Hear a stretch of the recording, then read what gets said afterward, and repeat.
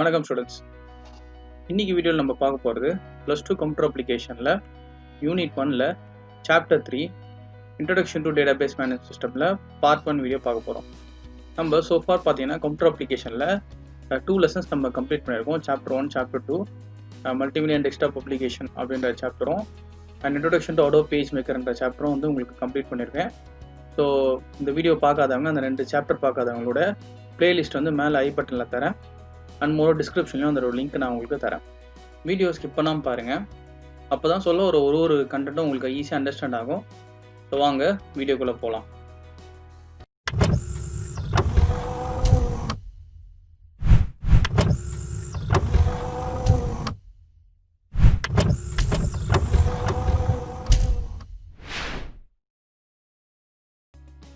இந்த வீடியோவில் நம்ம பார்க்க போகிற கண்டென்ட்ஸ் என்னன்னு பார்த்தீங்கன்னா, introduction to DBMS, so database management பற்றி ஒரு இன்ட்ரடக்ஷன்.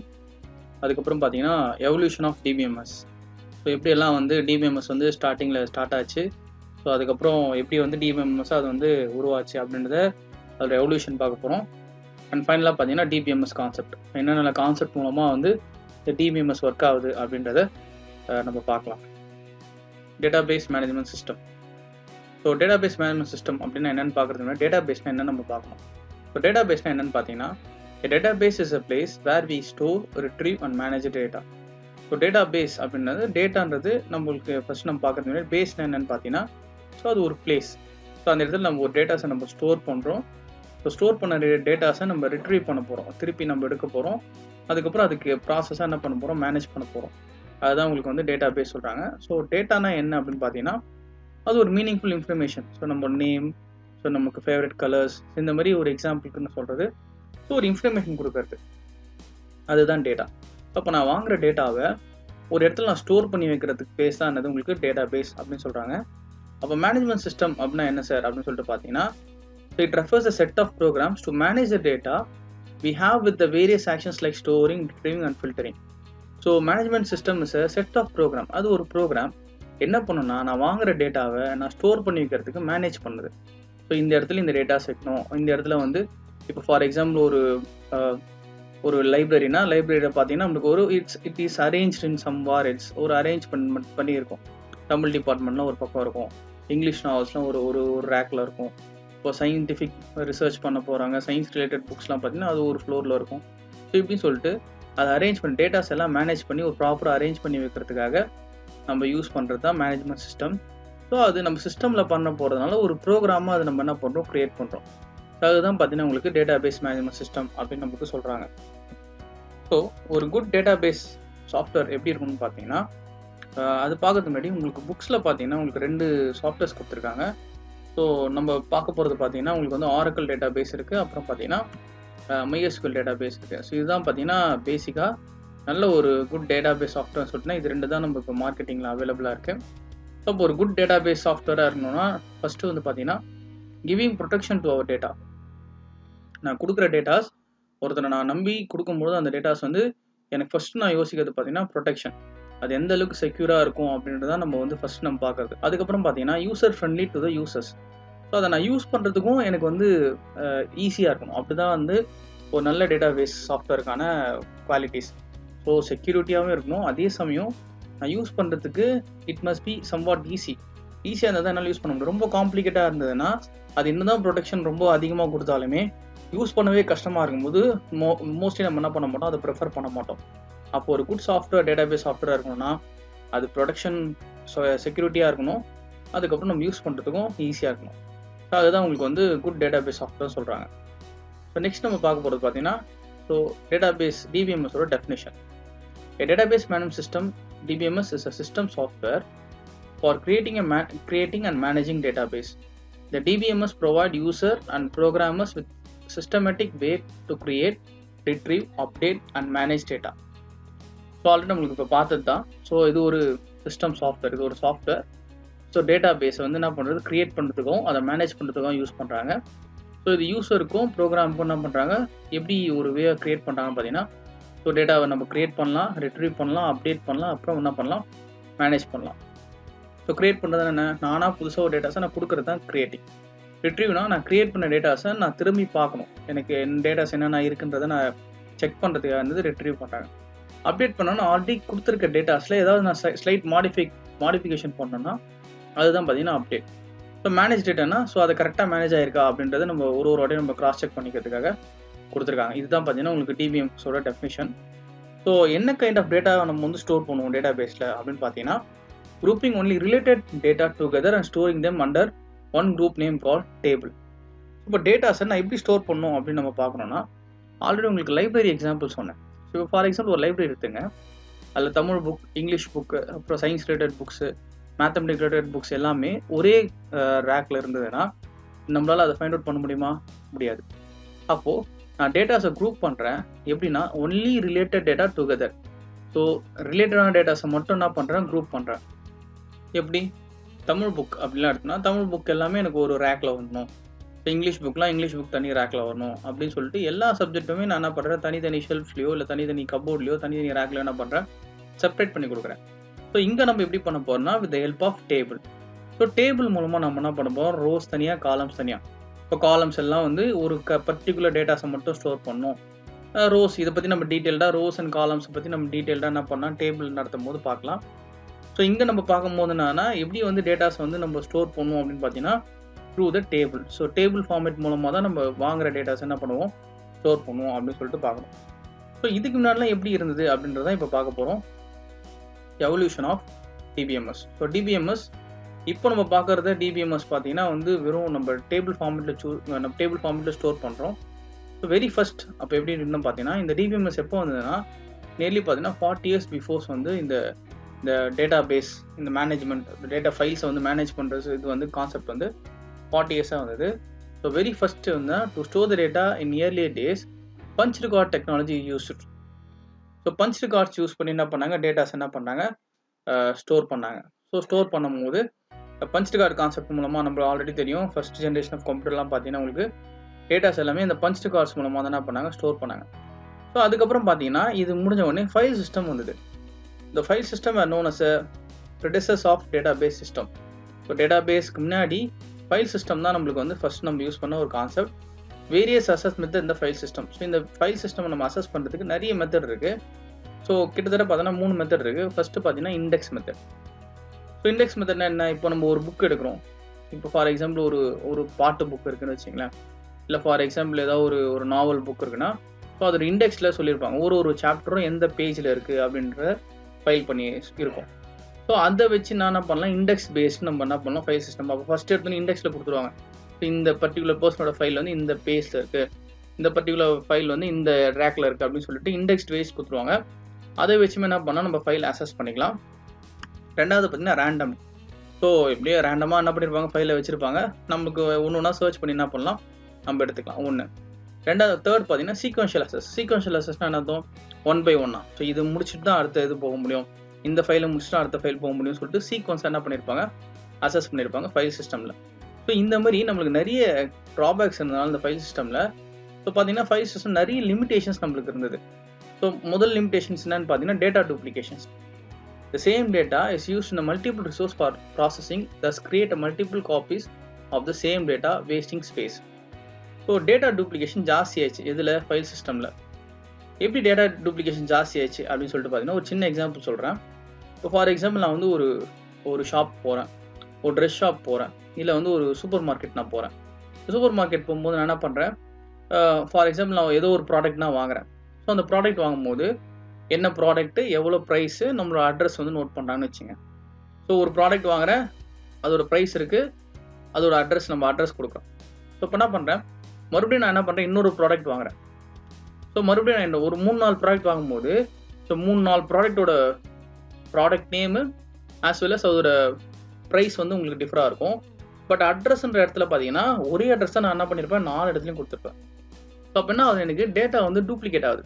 விச் மீன்ஸ் டேட்டாஸ் வந்து நான் நிறைய வாட்டி நான் என்ன பண்ணுறேன், ரிப்பீட் பண்ணுறேன். ஒரே டேட்டாவை நான் நிறைய ரிசோர்ஸ்க்கு என்ன பண்ணுறேன், கொடுக்குறேன். இந்த ப்ராடக்ட்கான அட்ரஸ் இது, இந்த ப்ராடக்ட்கான அட்ரஸ் இது அப்படின்னு சொல்லிட்டு நான் செப்பரேட் பண்ணி கொடுக்கும்போது எனக்கு என்ன ஆகுது, அதில் டேட்டா டூப்ளிகேஷன் வருது. ரெண்டாவது பார்த்தீங்கன்னா ஹை மெயின்டெனன்ஸ். இந்த ஃபைல் சிஸ்டம்ஸை மெயின்டைன் பண்ணால் access control and verifying data consistency need high maintenance cost. இந்த ஃபைல் சிஸ்டம் யூஸ் பண்ணுறதுக்கு நமக்கு நிறைய செலவாகும். அதேமாதிரி அசஸ் கண்ட்ரோல் பார்த்தீங்கன்னா எல்லாருக்கும் ப்ராப்பராக கொடுக்க முடியாது.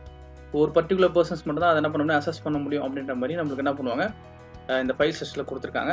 அண்ட் தேர்ட் பார்த்தீங்கன்னா security. So less security provided to the datas. So டேட்டாஸ்க்கு பார்த்தீங்கன்னா செக்யூரிட்டி ரொம்ப லெஸ்ஸாக இருக்கும். ஸோ யார் எந்த டைமில் இந்த ஃபைல் டேட்டா பேஸில் இப்போ இன்கேஸ் நான் ஒரு ஃபைல் ஏதாவது ரிமூவ் பண்ணிட்டு போனால் அந்த ஃபைல் இருக்கா இல்லைன்னா நம்ம கிராஸ் செக் பண்ணுறதுக்கே it will take times. So இதுதான் உங்களுக்கு வந்து பார்த்தீங்கன்னா ஃபைல் சிஸ்டமோட லிமிடேஷன்ஸ் ஜாஸ்தி இருந்தது. ஸோ இதை ஓவர் கம் பண்ணி வந்தது தான் உங்களுக்கு பார்த்தீங்கன்னா இந்த டிபிஎம்எஸ், இந்த data base management concept. Through table மூலமாக நான் என் டேட்டாஸ் என்ன பண்ணுறேன், ஸ்டோர் பண்ணுறதுக்காக நான் யூஸ் பண்ணுறேன். ஸோ வாங்க அதில் என்னென்ன டிபிஎம்எஸ் கான்செப்ட்னா என்ன, அதில் என்னென்ன கான்செப்ட்லாம் யூஸ் பண்ணி நம்ம டேட்டாஸை வந்து இந்த லிமிடேஷன்ஸ்லேருந்து நம்மளுக்கு வந்து ஒரு குட் டேட்டா பேஸ் சாஃப்ட்வேர் எப்படி கிரியேட் பண்ணுறது, அதோட கான்செப்ட் என்னன்றதை இப்போ பார்க்கலாம்.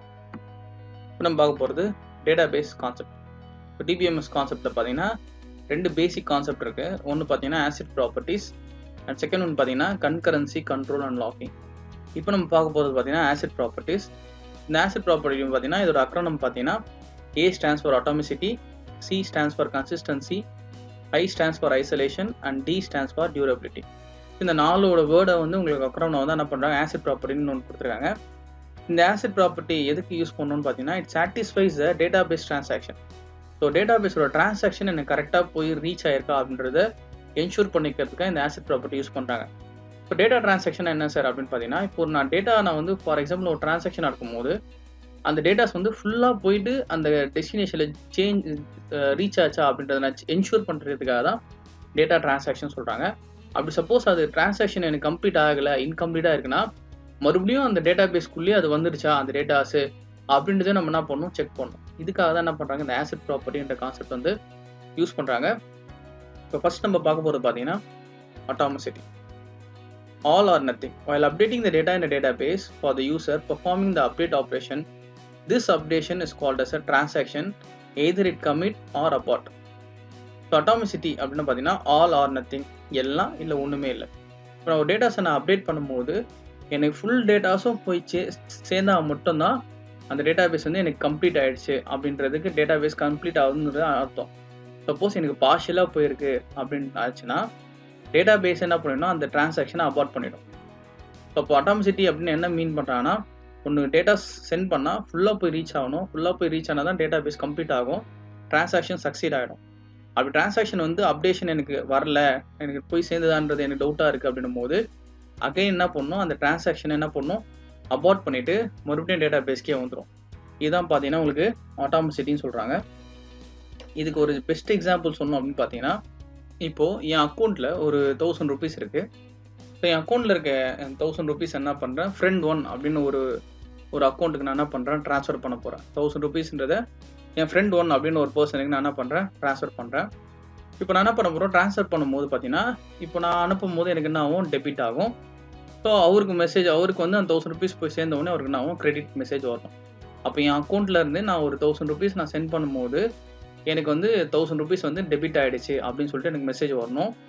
ஸோ அந்த பக்கம் பார்த்தீங்கன்னா ஃப்ரெண்ட் 1க்கு 1000 rupees கிரெடிட் ஆகிருக்குன்னு மெசேஜ் வரும். இன்கேஸ் இப்போ நான் அனுப்பும் போது எனக்கு வந்து 1000 rupees வந்து டெபிட்டட் அப்படின்னு வந்துருச்சு. ஆனால் என் ஃப்ரெண்டுக்கு வந்து பார்த்தீங்கன்னா அந்த 1000 rupees கிரெடிட் ஆகலை அப்படின்னு பார்த்தீங்கன்னா, அப்படி பார்க்கும்போது டேட்டா வந்து எனக்கு என்ன ஆச்சு, ஃபுல்லாக டிரான்சாக்ஷன் நடக்கலைன்னு அர்த்தம். அப்போ ஃபுல்லாக டிரான்சாக்ஷன் நடக்கும்போது இதுதான் வந்து பார்த்தீங்கன்னா அட்டாமிசிட்டி கான்செப்ட் ஒர்க் ஆகுது. அப்போ என்ன ஆகும்னா, அப்போ எனக்கு டெபிட் ஆகிடுச்சு, என் ஃப்ரெண்டுக்கு கிரெடிட் ஆகலன்னும் போது அந்த கம்ப்ளீட் டிரான்சாக்ஷன் என்ன பண்ணும், எனக்கு ஃபெயில் பண்ணிவிட்டு அகெயின் என்னுடைய அமௌண்ட் என்ன பண்ணிடும், என் அக்கௌண்ட்டுக்கு என்ன பண்ணுறோம், சென்ட் பண்ணிடும். இதுதான் பார்த்தீங்கன்னா உங்களுக்கு அட்டாமிசிட்டின்னு சொல்லுவாங்க.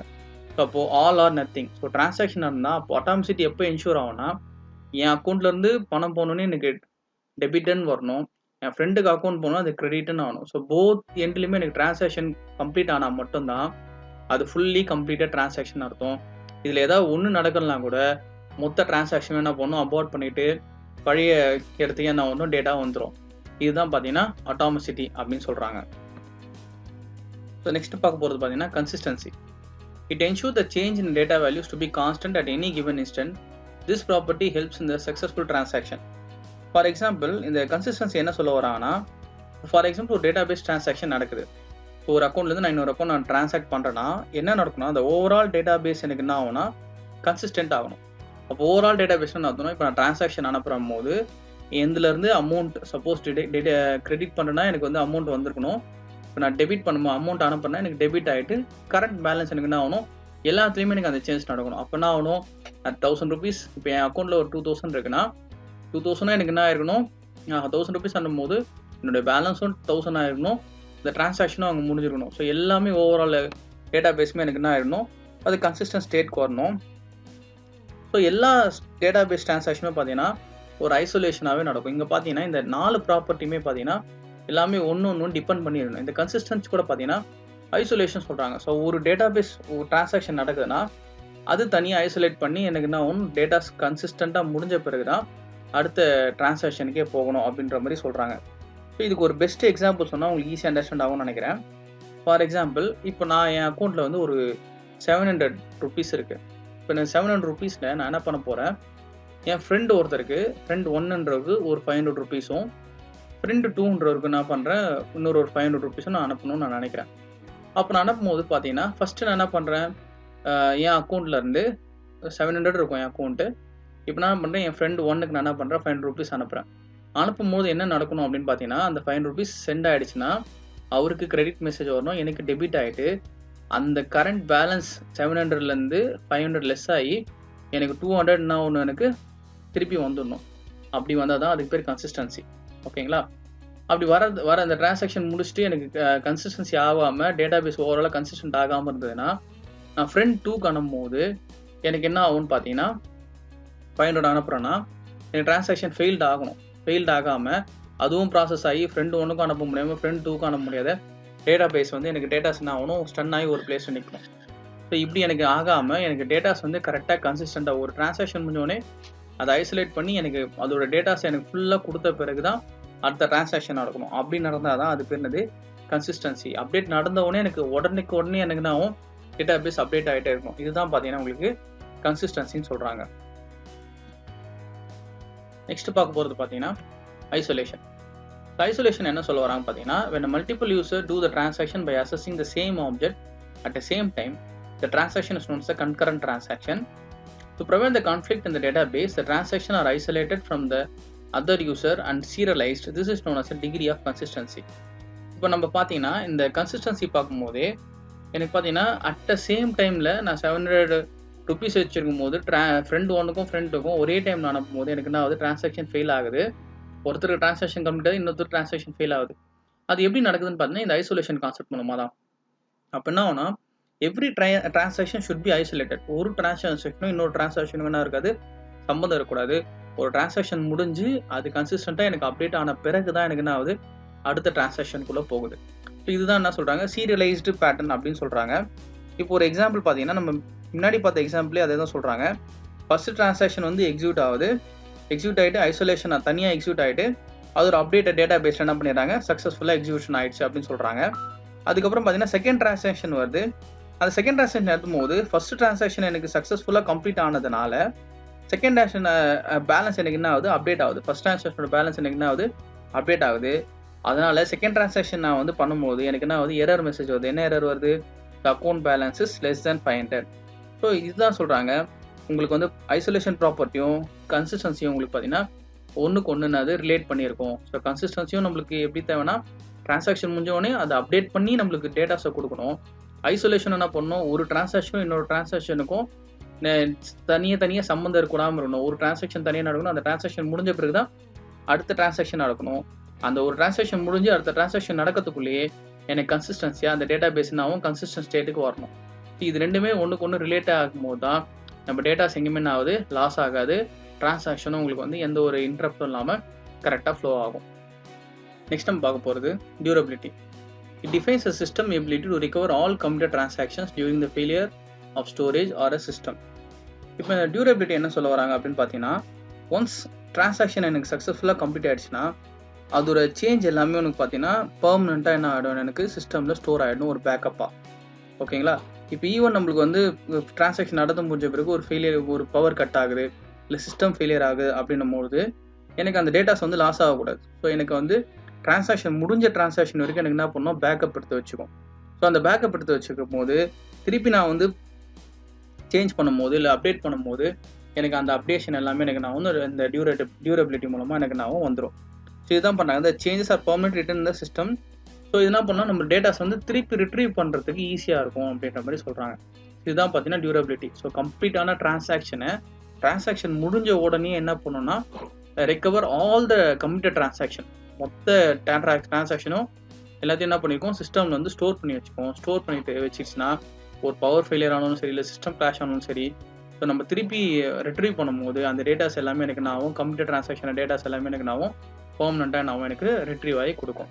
இதுதான் பார்த்தீங்கன்னா உங்களுக்கு டியூரபிலிட்டி. ஸோ இதுதான் பார்த்தீங்கன்னா உங்களுக்கு ஆசிட் ப்ராப்பர்ட்டியோட 4 கான்செப்ட். ஒன்று வந்து அட்டாமிசிட்டி, கன்சிஸ்டன்சி, அதுக்கப்புறம் வந்து உங்களுக்கு ஐசோலேஷன் அண்ட் டியூரபிலிட்டி. இதுதான் வந்து பார்த்தீங்கன்னா ஆசிட் ப்ராப்பர்ட்டியோட 4 கான்செப்ட்.